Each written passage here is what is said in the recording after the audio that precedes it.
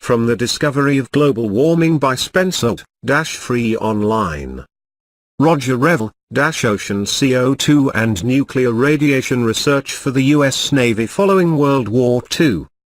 Before scientists would take greenhouse effect warming seriously, they had to get past a counter-argument of long standing.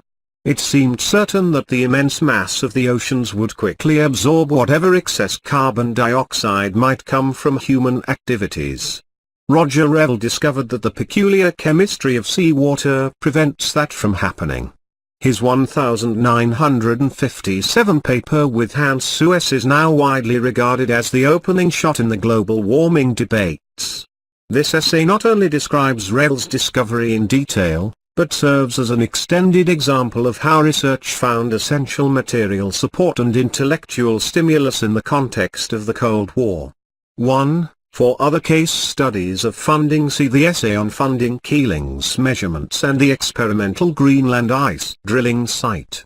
For general observations, see my reflections on the scientific process as seen in climate studies. In the mid-1950s, not many scientists were concerned that humanity was adding carbon dioxide gas, CO2, to the atmosphere by burning fossil fuels. The suggestion that this would change the climate had been abandoned decades earlier by nearly everyone. A particularly simple and powerful argument was that the added gas would not linger in the air. Most of the CO2 on the surface of the planet was not in the tenuous atmosphere, but dissolved in the huge mass of water in the oceans. Obviously, no matter how much more gas human activities might pour into the atmosphere, nearly all of it would wind up safely buried in the ocean depths. Links, full discussion in the oceans. There was a hidden flaw in this argument. It was discovered as an indirect consequence of work at the University of Chicago by Willard Libby and collaborators, scientists who had given the question scarcely a thought. In the mid-1950s, they were busy with an exciting new technique, the use of radioactive carbon-14 to find the age of ancient materials. The origins and motives of this technique were diverse, and so therefore was its support.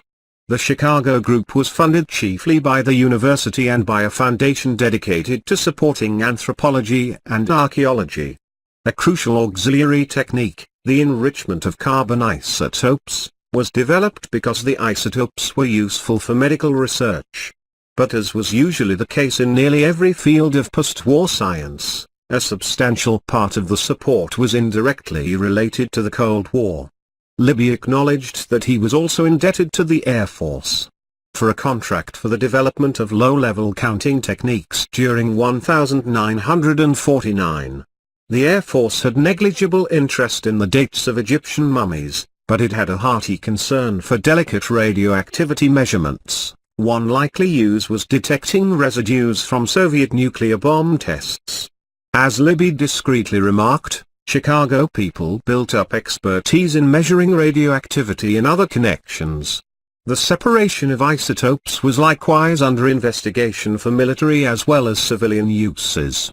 Thus carbon-14 research could incorporate more highly developed techniques than would have been available for archaeology alone.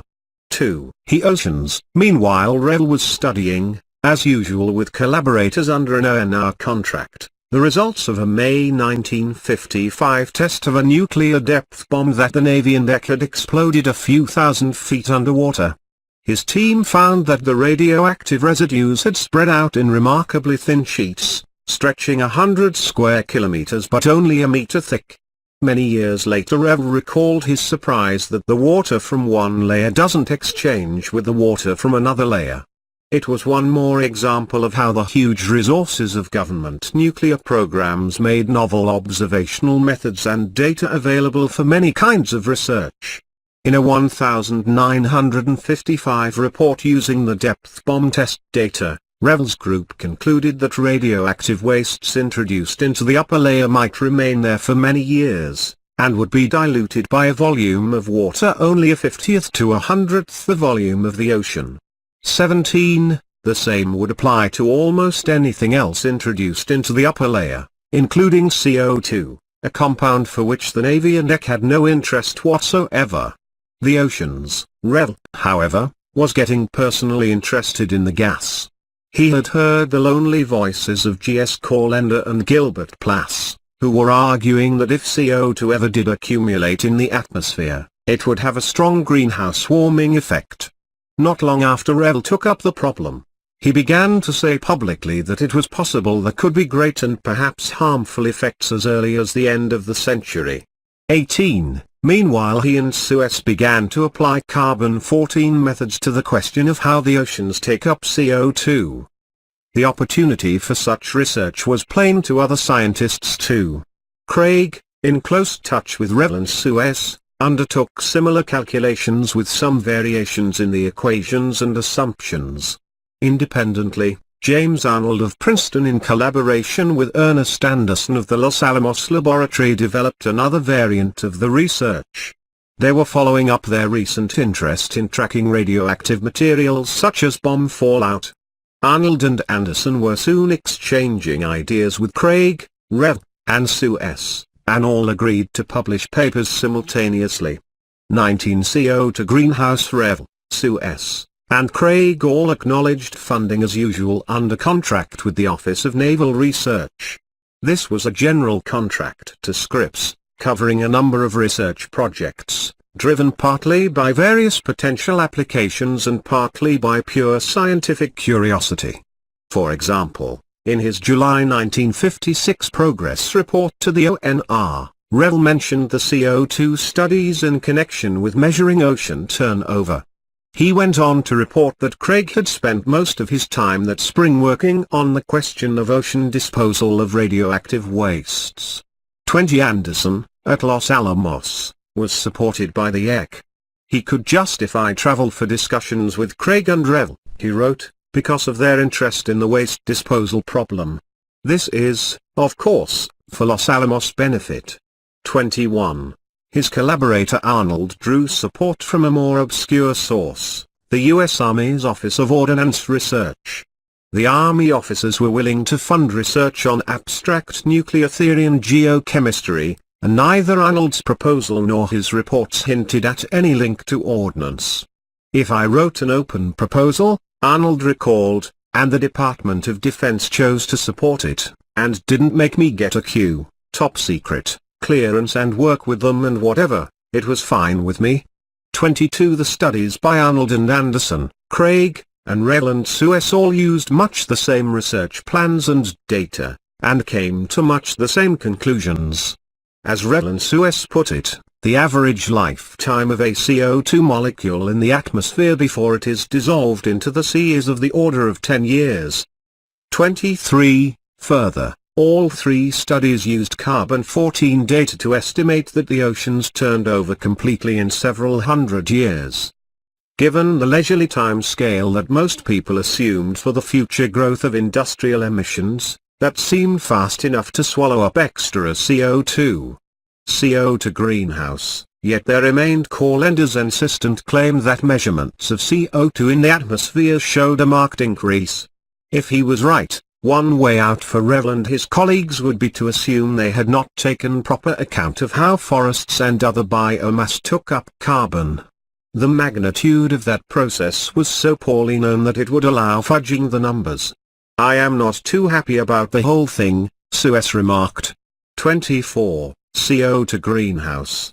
The draft calculations by the three teams had all addressed mainly the steady-state rates of exchange between atmosphere and ocean. But the crucial question for global warming was a transient effect, the net flux of new CO2 into the water. And as Revelle knew from the carbonate chemistry problems he had been rethinking since the Bikini Atoll studies of 1946, seawater is hypersensitive to change.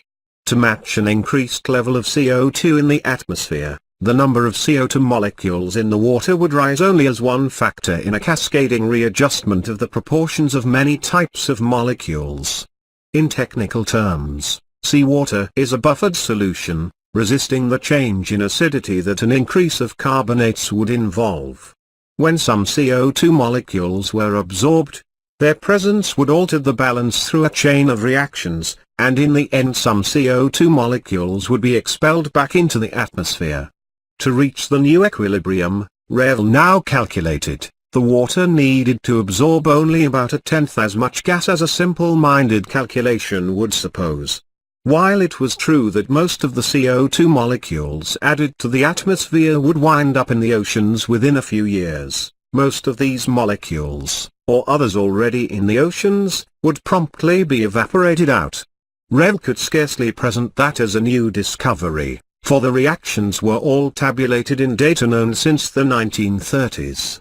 25. But nobody had worked out this particular implication of the data. Greenhouse warming had seemed to nearly all scientists a subject of no practical significance. The few researchers who had looked into it had been interested in the oceans mainly because seawater would absorb CO2 on cooling and evaporate it on warming, which might help explain the famous puzzle of the ice ages. People had accordingly calculated how the CO2 content of water changed with temperature. They had seen no reason to take up the problem, which turned out to be quite different, of calculating how much new CO2 the seawater could absorb at a given temperature. Even after Reville made the calculation, its implications were hard to grasp. When Arnold, visiting Scripps in January 1956, wrote about it to Anderson, his collaborator was skeptical of Reville's idea that 80% of the CO2 added to the atmosphere will stay there. He pointed to the uncertainties in biomass uptake. Co2 found much uncertainty in such processes, and Reville's insight had scant influence on the other two papers when they were published. 26. Even in Reville's own paper with Suez, the bulk of the text reflected the pair's original belief that the oceans were absorbing most of the new CO2. The key paragraph, the one that said seawater needed to absorb only about a tenth as much gas as a simple-minded calculation supposed, stood apart like an isolated thought. In the archives it is visibly an addition, scotch-taped onto the original draft. 27. Reville did revise a curve in the paper that he had calculated for the future of atmospheric CO2, finding now that the concentration of the gas should be rising after all. But in this calculation he assumed that industry would emit the gas in future at the same rate as at that time. Few people yet recognized that population and industrialization were shooting up exponentially. So Reville predicted CO2 would level off, a few centuries hence, with a total increase of 40% or less. Public opinion, different ideas were beginning to stir. The geochemist Harrison Brown in particular was sketching out a more realistic vision of a future with exploding population and industrialization. In 1953, he made what seemed like a radical prediction that world population could reach 6 billion by 2050, it actually reached that before 2000. 28. Reville had heard these ideas, and on reflection he understood that industrial emissions were not really constant. Before he sent off the paper he had written with Suez for publication, he added a remark that the accumulation of gas may become significant during future decades if industrial fuel combustion continues to rise exponentially. Keeling's funds. By way of conclusion, Reville remarked that human beings are now carrying out a large-scale geophysical experiment of a kind that could not have happened in the past nor be reproduced in the future. When he wrote this sentence, which has since been quoted more than any other statement in the history of global warming, he was not warning against future perils. He did feel some concern about potential harm over the long run, and had begun to point to the problem in public. But the word experiment sounded benign and progressive to Reville as to most scientists, and in this paper he only meant to point out a fascinating opportunity for the study of geophysical processes. People's attitude toward the rise of CO2, he would write in 1966, should probably contain more curiosity than apprehension. 29. Impacts. Reville